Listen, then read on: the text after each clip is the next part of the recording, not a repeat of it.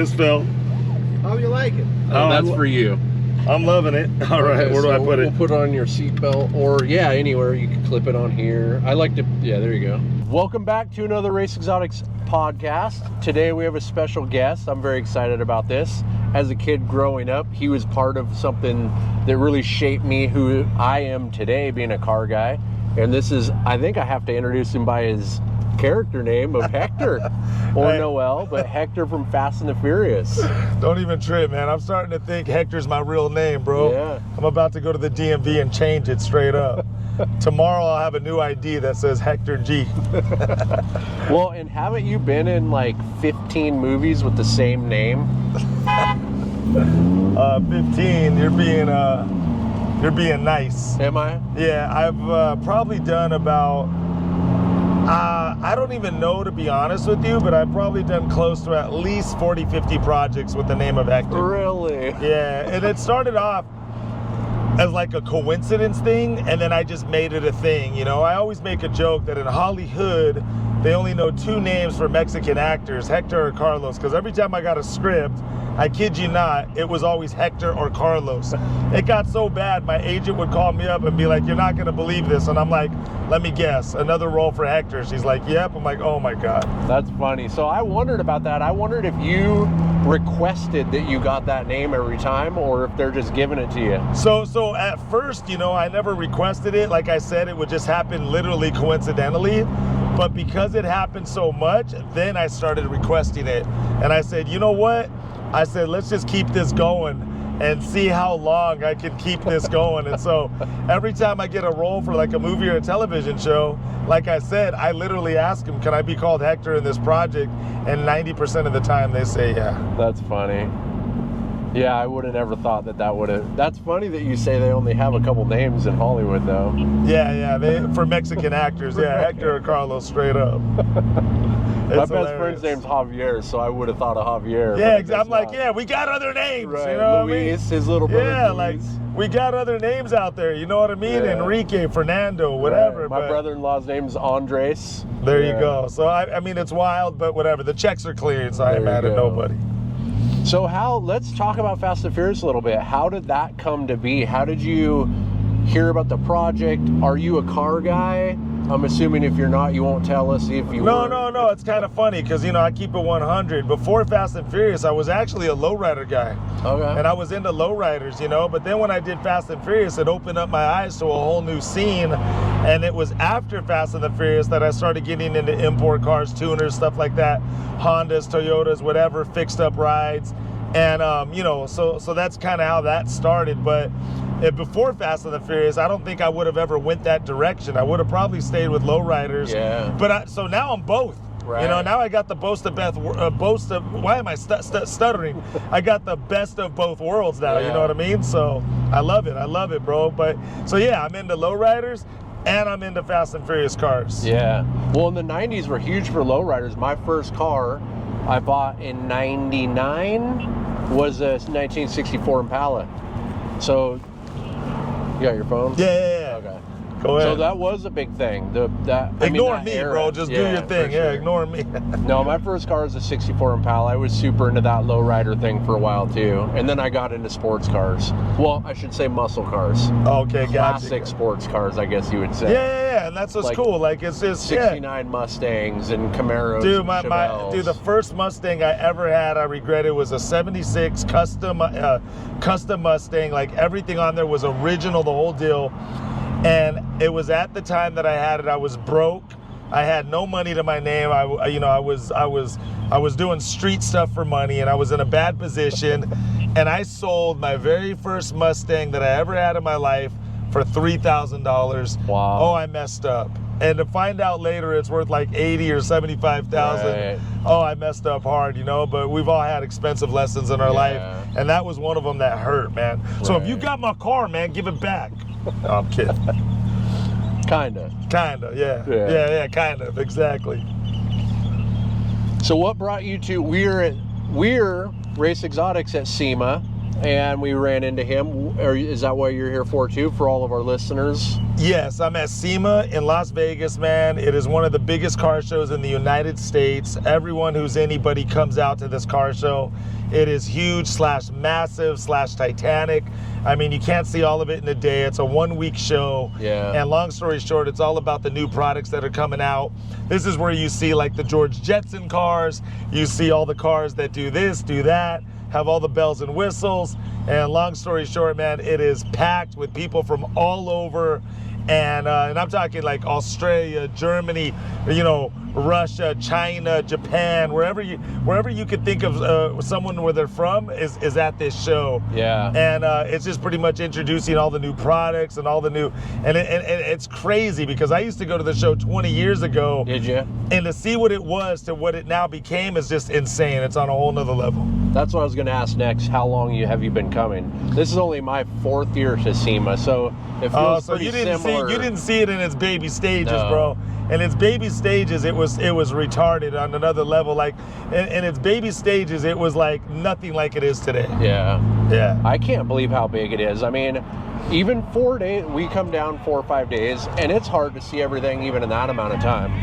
Yeah, I know. You can't, like I said, you just can't see it all in one day. It's just not possible. That's why they do the show for 1 week. And long story short, man, if you just can't visit every booth. It just can't happen. Yeah. A lot of celebrities come out. A lot of car people come out. It's crazy. Like I said, everybody who's anybody comes out. Yeah. Well, and you were just with Cody Walker, right? Yeah. So Cody Walker, Sean Lee. There's a tight Fast and Furious family, and we're all pretty close. And every time we do big events, we come out to support each other, hang out, talk about the cars, show off the cars. We got a lot of Fast and Furious cars in the show. We got Suki's car, we got the Eclipse, we got the Jetta, we got the Supra, we got the Skyline. We got it all, man. We got it's crazy because it's like the Baskin Robbins of cars. It's 31 flavors. Yeah, I mean, there's been so many episodes of it as well. That was a question I had for you. I don't know if you're allowed to talk about it or want to talk about it. I can't talk about it. I can't. Don't even bring it up. I can't go that way. No, I'm just playing. Go ahead, man. What's up? Well, I was just going to ask how that transpired. So obviously we all know Fast and Furious. The second episode, I mean, you weren't in it. Vin Diesel, Michelle Rodriguez, there was a lot of people that weren't in the second episode. And then the third episode, even less people were in it. Was there a reason behind that, or are you allowed to disclose? No, yeah. So Fast and Furious, man, it veered off a little bit. A lot of it became a superhero movie. Yeah. And I wish it would have stuck to the grassroots. I agree. And Fieros to outer space. Yeah, I was like, it got a little, where are we going with this, right? I think part 11 is cars underwater. Part 12 is cars meet dinosaurs. Part 13 is back to space. Right. I don't know, bro, what to expect. No, I'm playing, but part 11 we're coming back to the grassroots. Yeah. But long story short, and I didn't know what's up with the people who die and come back. You can't die in Fast and the Furious. It's a whole different can of worms. But long story short, I came back to part 7. I'm coming back to part 11, thank God. They remember their boy Heck. So there's a lot going on. So what I'm saying is it's the highest money making movie for Universal. Wow, so, I didn't know that. Yeah, so a lot of changes are being made. And long story short, now you guys are going to see some stuff that you saw from the beginning. And, it's coming back for the fans from the original. So we're excited about that, and I can't wait for you guys to check it out. Because we're coming back to the grassroots. That's awesome. And I'm excited about that because, the first 3 felt like the real car culture. Like, it felt like when you watch, I remember watching it in the theater when it first came out, and I was like, dude, that's real. That's happening, right? Yeah. Like, all the first 3 felt that way. Like, it was something to aspire to want to have, like, friends like that and, like, your own little community that's like that to kind of, like, live that way, right? It portrayed a very neat lifestyle. And after that, it kind of felt like it was lost a little. That's real like you talk. said, superhero stuff, shooting Pontiac Fieros outer space. I was just like, yeah, when the cars are falling out of planes with parachutes, Right. and but well, and there's you know, one scene where The Rock was like pulling a helicopter down with his biceps, and like The Rock's got bigger arms than me. Don't get me wrong. yeah, but I don't But care he's who you pulling are. a helicopter down with his bicep. I'm like, come on. Like, the first three felt believable. Right. There's nothing in the first three. Tokyo Drift, like, there was nothing that I was like, that's fake. Like, it all felt like it could happen. And then it went a little left field. No, Right. I get it. Yeah, then it went a little left field, and it became a whole nother thing. But that's why it's finally going to come back to the beginning. That's awesome. Because I think they started realizing that, that's what they have to do to, just come back to the fans from the starting, and so we're gonna find out. I'm one of the guys in the movie, and long story short, I'm really happy that now we're coming back to the original roots of part one, because that's what the fans wanted. They wanted the street racing and all that. So yeah, that's awesome. So what has been your favorite project that you've worked on, if it was Fast and Furious, other than Fast and Furious? Because you've been in a bunch of stuff. So I've been very blessed in my career. I've been in the business over 35 years. I've worked on, Training Day. I've worked on Bruce Almighty. I just got a new movie that came out with John Travolta and Quavo called High Rollers. Oh, wow. I was in the Purge Anarchy. I've, worked on Batman Dark Knight Rises, Walking Dead. I'm very, very blessed in my career with a lot of stuff that I've been able to do and have done. And, my manager made a joke. He said, it's when they stop calling you, that's when you got to worry. Right. So he's like, as long as your phone's still ringing, you're okay. And so I'm just very blessed to work. I'm not in it because of this or that. Yeah. I was literally right place, right time story. I was hanging out in an acting class. Guy comes up to me, says, you want to be in a commercial? And I say, yeah, I thought he was on some fake stuff. He ended up being real. I did a commercial, and long story short, my career started from there. So my point is, I wasn't looking for it. It wasn't a dream to be an actor. I never thought about being an actor. I was literally right place, right time. It took off, and here I am today. So my point in saying all that is just, I'm very blessed just to be working in this business, period. I love the business. There's certain parts that I hate about the business. I always say, this is the way I say it. I say I'm in the best, worst, best business ever.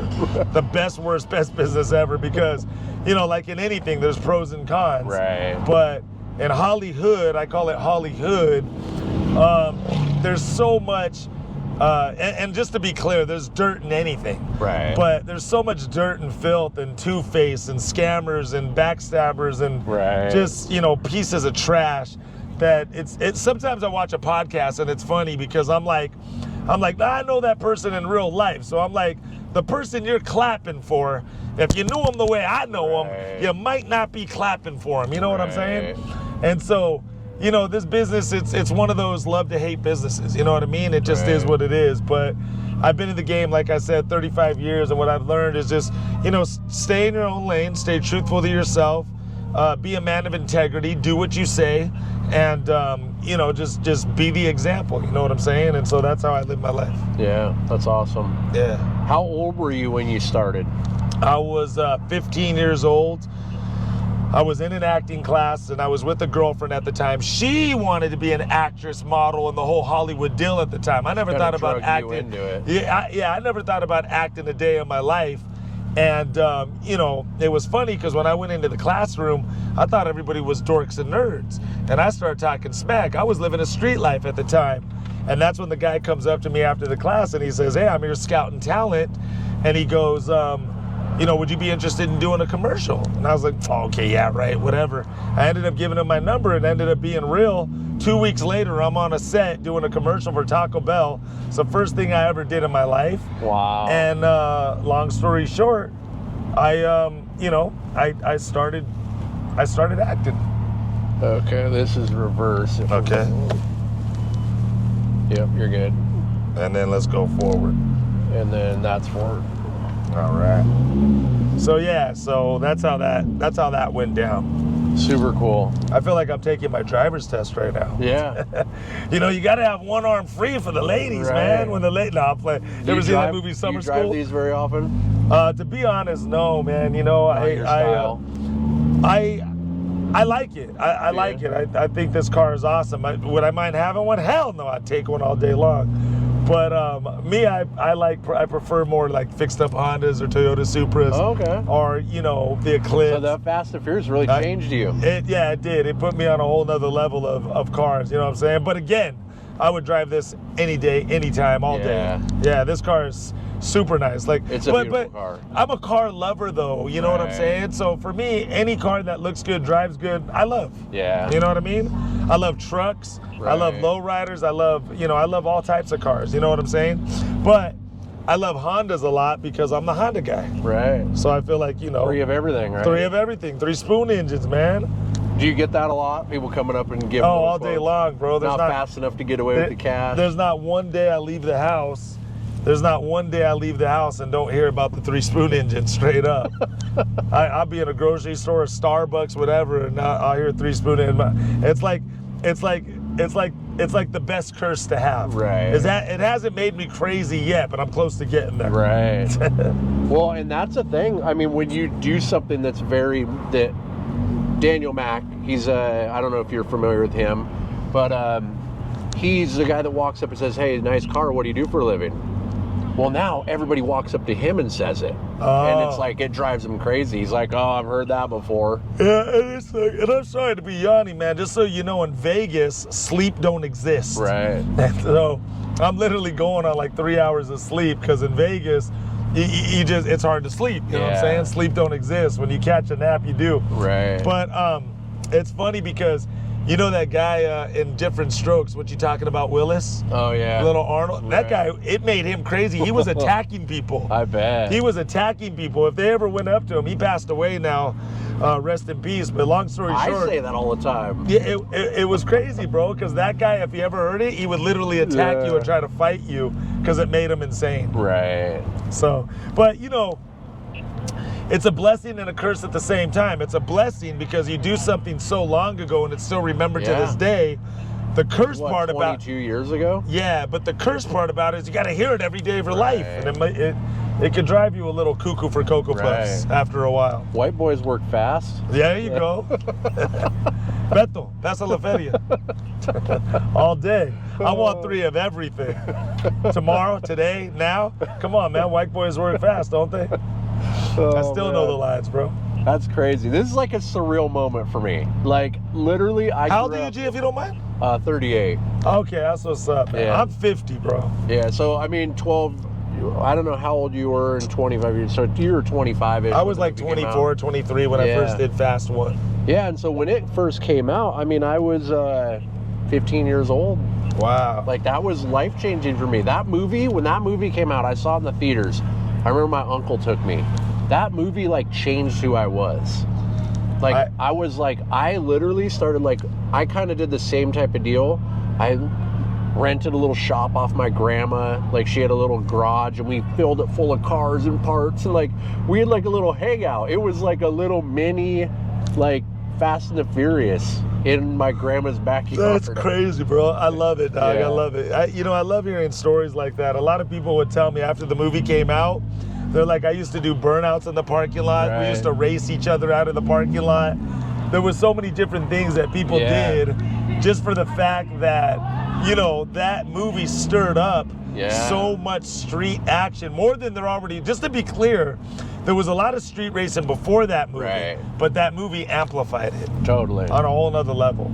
Well, it inspired so many people. Like I said, it was so cool. And you know, like the cast, it almost feels like a family.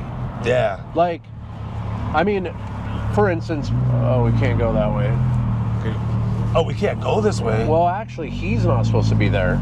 Oh. Yeah, you're in the right spot. Yeah, I just saw him and thought we were going the wrong way. Hey, so we just played chicken with the truck, bro. I was like, hold on, I know I'm going the right way. Like, what happened here? But no, go on. I didn't want to cut you off. Well, that truck cut us off. But go ahead. What'd you say? Cut me off. Cut my mind. Yeah, we're gonna push a refresh button for you. Yeah. Go ahead. Start over. What was I saying? I don't remember now. You were saying about how that movie and the race scene, and it started the racing scene in the streets. You forgot. I forgot. We're drunk. It's been a long day for me. We're driving drunk.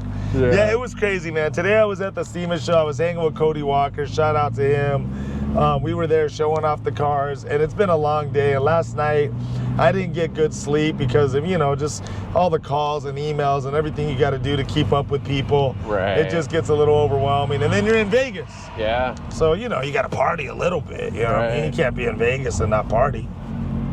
Yeah. Yeah, it's a cool place. I come down here for SEMA, and then I come down for a convention every year. Oh, we're down at Fremont.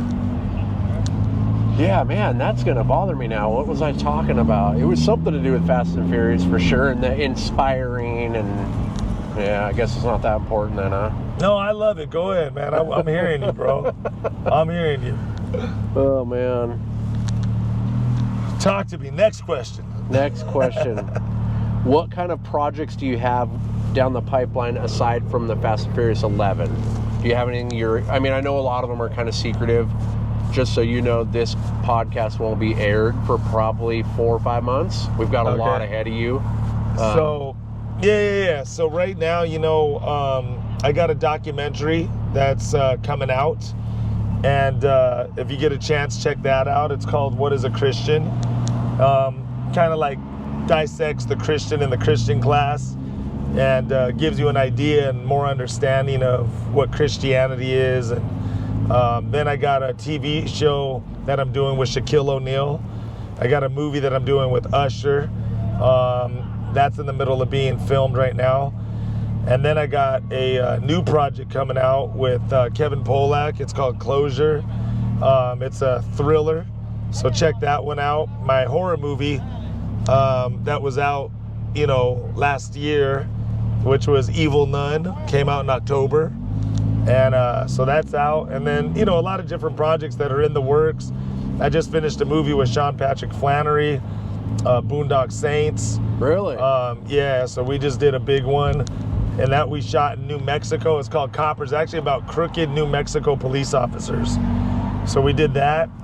There's a lot going on, man. And there's some more projects that are in the works. We're doing a Mexican version of Friday, a Latino hood comedy. So there's a lot happening right now, funny. Man. And then in between all that, we're doing car shows and events. And so we're easy to find. We always post where I'm at.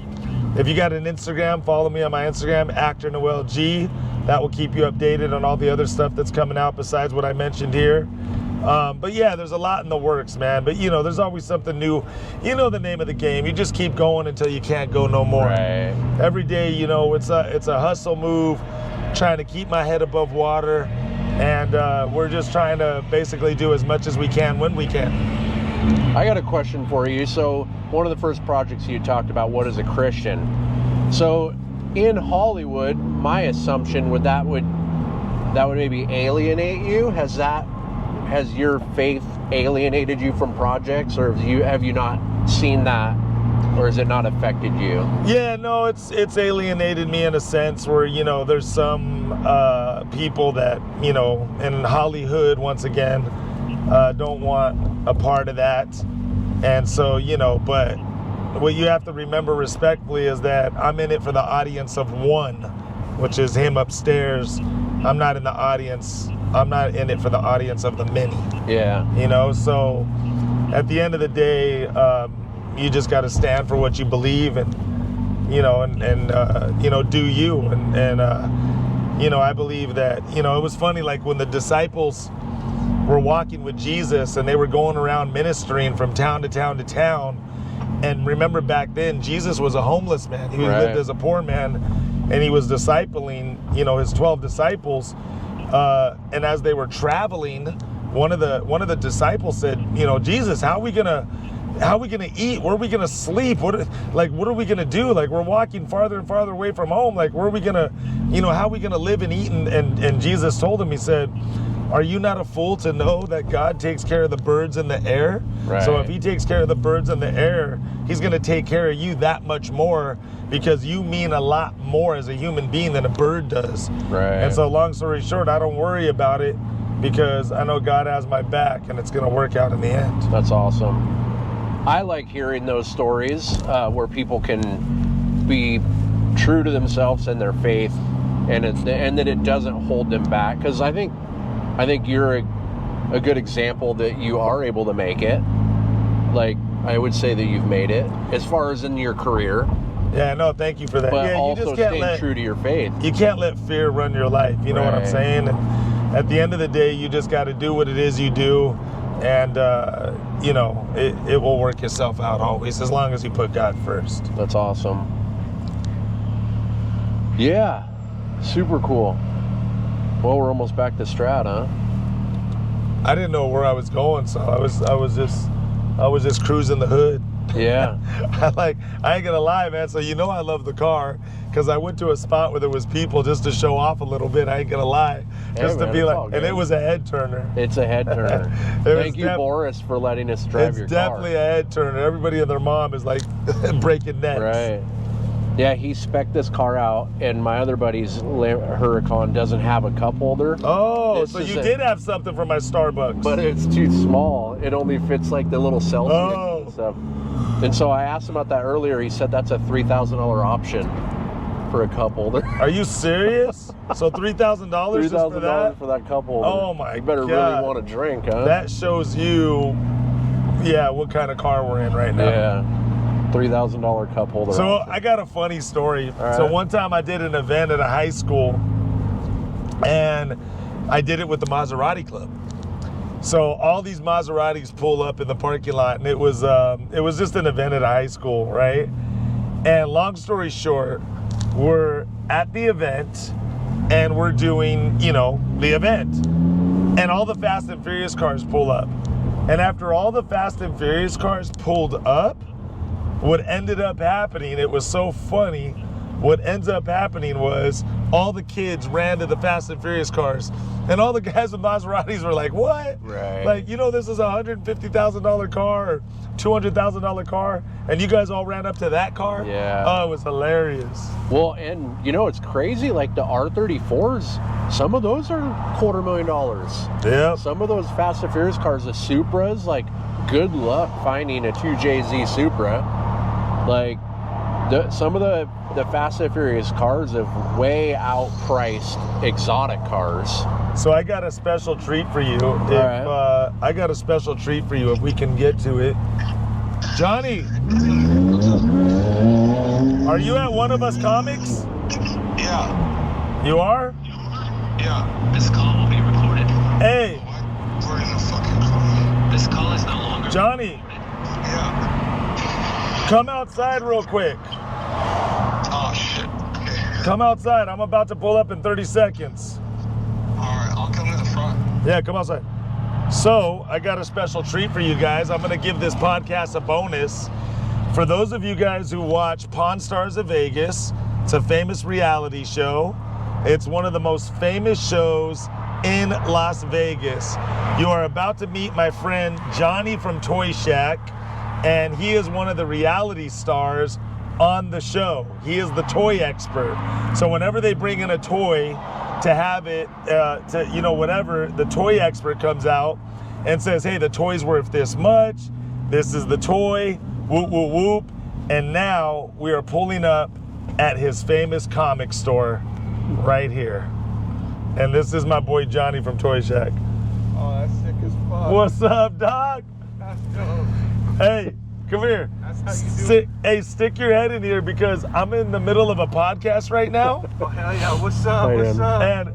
And so now I gave you guys a special treat. If you guys watch Pawn Stars of Vegas, this is the toy expert Hey, what's up? from Pawn Stars of Vegas right here. It's my boy. Awesome. We're cruising the Arts District right here downtown in Las Vegas. So this is gorgeous, dude. This ride is insane. And we're in front of his store, One of Us Comics. So you're gonna buy this or what? Yeah, he's a new buyer. Yeah. He spec'd it out with this $3,000 cup holder. Oh, damn. It's the longest layaway plan I've ever made, but yeah. It fits you, G. I like it. I like the colors, dude. This is a sick ride. All right, dude, you gonna roll out right now, do this or what? Well, no, we've already been doing it, man. I was just telling them because, do you want to go in the store? Yeah, I've never done that before, but... You want something new, bro, on the podcast? Do you want to go in the store? Sure. All right, let's go in the store. So Yeah. What up? Hello. I'll park in this parking lot. We'll go in the store for 2 seconds. I'm gonna give you something a little extra, bro. I'm gonna make your show do something different with me. There you go. Can I drive up sideways? Is it? Yeah. They're pretty like rigid frames.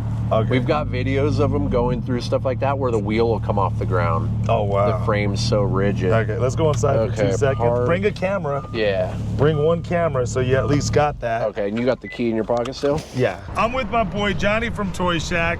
He's on the famous Pawn Star Show. Tell him a little bit about yourself, quick, in 30 seconds or less in the store and blah, blah. So we've been in Fremont for like over 20 years. This is our new location in the Arts District. You can see the Strat right there. This is a new up and coming area for Las Vegas.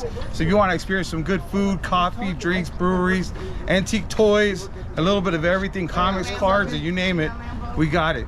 And you're about to see some of like the craziest toys in here.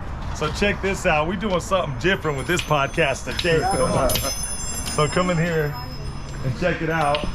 Dude, look at these. These are starting off with really Superman. short runs right here. We do everything. Formula One. Check out that Ferrari stuff. I mean, we got. He owns this store. He owns it. This is the Never-Ending Story, but that's a foreign. Oh, that's crazy, bro. Yeah. That's the Orin. Yeah. That is crazy. Yeah, we got a whole back shop filled with product. That's what's up. There's a creeper. He gave me this last year for my birthday. Oh yeah, I hooked him up with this. He tells from the crib. He got a story for you. That's what's up. Ooh. There goes He-Man, Skeletor. Got a little bit of everything. We're still filling the store up. Right now we're just pulling so much product out. If you go through this bin here, these are all original animation cells going back to like the 60s. Wow. The Ewoks. Wow. Look at Bugs Bunny in there. Bunny. Yeah, you name it. I mean, these are all hand painted, original pieces. The Beauty and the Beast too. Yeah, you name it, it's in here. Wayne Gretzky. Yeah, all kinds of stuff we get in. So yeah, it's a fun store. We have a huge warehouse in the back, so we're still getting new product out every day, so it never ends. We had a ton of buys come in today. That never stops. Yeah, man, let's take this toy to the shop and see if we can sell it. So, can you tell us a little bit about this toy here? We wanna sell that toy. What would you give us for that? Well, this is a New York Comic Con exclusive. This is of our boy Sabu, the legendary wrestler. He lived here in Vegas, a good friend of mine. So this is actually priceless to me. I love my boy Sabu, but in the current market, that's probably about a $50, $60 toy. Really? Yeah. That's his purple.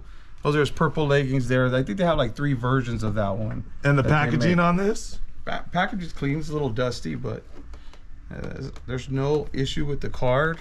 But look at the detail they made on these, man. These are so clean. So you do $69. Yeah, this is the part. Nah, something like this, we're probably gonna be in that $30 range, I would say. Just Well, a second ago was 50. Yeah. Wasn't it 50 a second ago? Yeah. Yeah, about that's what we'll make.